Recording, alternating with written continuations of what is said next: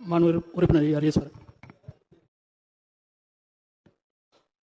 மாண்புமிகு பேரவை துணைத் தலைவர் அவர்களே, இந்த 5 ஆண்டுகள் சட்டமன்ற உறுப்பினராக மன நிறைவோடு பணியாற்றி இருக்கிறேன் என்ற மகிழ்ச்சியோடு நான் இங்கே நின்று கொண்டிருக்கிறேன். அதற்கு வழிகாட்டி உறுதுணையாக இருந்த தமிழ்நாட்டினுடைய முதலமைச்சர் அவர்களுக்கு என் நெஞ்சார்ந்த நன்றிகளை உரித்தாக்குகிறேன்.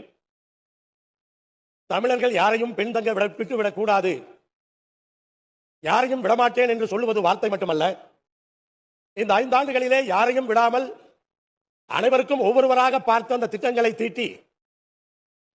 தீட்டியதோடு மட்டுமல்லாமல் அது மக்களுக்கு சென்று சேர வேண்டும் என்ற அந்த உன்னதமான எண்ணத்தில் தமிழ்நாடு முழுவதும் இருக்கிற அதிகாரிகள் மக்களை சந்திக்கிற பல நிகழ்வுகளை ஏற்படுத்தி அந்த திட்டங்களை எல்லாம் யாருக்கு சென்று சேர வேண்டுமோ அத்தனையும் தமிழ்நாட்டினுடைய முதலமைச்சர் அவர்கள் கொண்டு போய் சேர்த்திருக்கிறார். அதுதான் இந்த ஆட்சியினுடைய வெற்றி.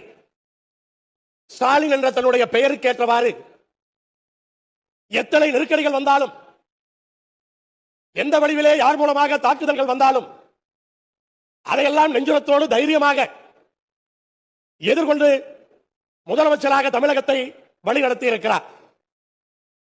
மனிதர்கள் மூலமாக, அமைப்புகள் மூலமாக, கட்சிகள் மூலமாக வருகின்ற எதிர்ப்புகள் மட்டுமல்ல, கொரோனா மூலமாக வந்த தாக்குதல். கொரோனா காலத்திலே அண்ணன் தம்பியை பார்த்து பயப்பட்டான். ஒரு தாய் தந்தை மகன் இறந்த இறப்புக்கு கூட போவதற்கு பயப்பட்டார்கள். ஆனால் தமிழ்நாட்டினுடைய முதலமைச்சர் அவர்கள் அந்த நெருக்கடியான நேரத்திலே உயிருக்கு ஆபத்தாக அமையும் என்று தெரிந்தும் கூட மருத்துவமனைக்கு சென்று பாதிக்கப்பட்டவர்களை நேரடியாக பார்த்து எல்லா மக்களுக்கும் ஒரு தைரியத்தை கொடுத்தார். அதை இந்த நேரத்திலே நாம் நினைவு கூர்ந்தாக வேண்டும், பாராட்டியாக வேண்டும். அதே போல தான் முதலமைச்சர் என்று அவர் தன்னை தனிமைப்படுத்திக் கொள்ளவில்லை. இந்த அவையில் இருக்கிற அனைவருமே சக சட்டமன்ற உறுப்பினராக அவரை பார்க்கின்ற வகையிலே, பழகுகின்ற வகையிலே எளிமையோடு அவர் நடந்திருக்கிறார். அதை பலமுறை நான் உற்று நோக்கி இருக்கின்றேன். அப்படிப்பட்ட தமிழ்நாட்டினுடைய முதலமைச்சர் முதல் நாளிலே சொன்னதை நான் ஞாபகப்படுத்த விரும்புகிறேன்.